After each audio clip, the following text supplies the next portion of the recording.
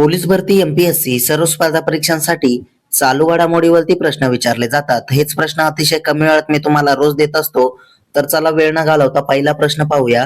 केंद्रीय गृह आणि सहकार मंत्री अमित शहा यांनी भारत टॅक्सी कुठे लॉन्च केली? तर त्याचं उत्तर आहे नवी दिल्ली येथे.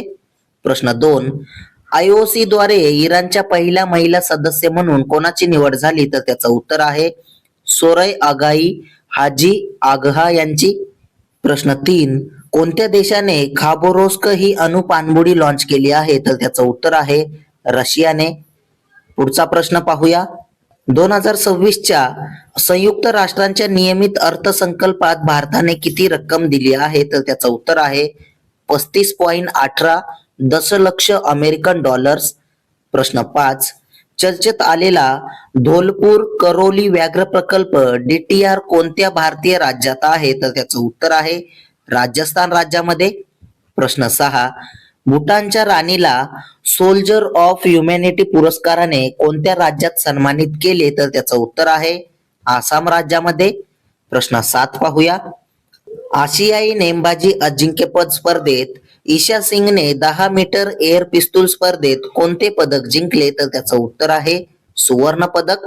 प्रश्न 8, एआय आधारित आक्रमक वनस्पती ओळखण्यासाठी निओफाईड आयडी ॲप कोणत्या राज्यात लॉन्च केले? तर त्याचं उत्तर आहे केरळ राज्यामध्ये.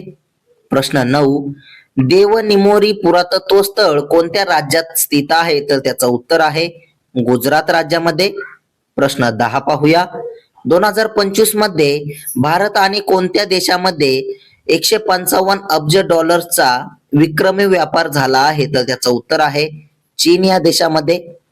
प्रश्न 11, जागतिक आंतरधर्मीय सुसंवाद सप्ताह 2026 कधी साजरा करण्यात आला? तर त्याचं उत्तर आहे 1 ते 7 फेब्रुवारी दरम्यान.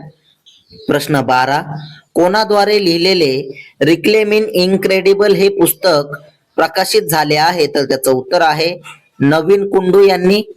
प्रश्न 13 पाहूया. भारतीय रेल्वेने किती नवीन हायस्पीड रेल्वे कॉरिडॉर जाहीर केले आहेत? तर त्याचं उत्तर आहे 7 कॉरिडॉर. प्रश्न 14, संरक्षण मंत्री राजनाथ सिंग यांनी कोणत्या देशातील माउंट अकोंगुआ येथे संयुक्त मोहिमेला हिरवा झेंडा दाखवला? तर त्याचं उत्तर आहे अर्जेंटिना देशात.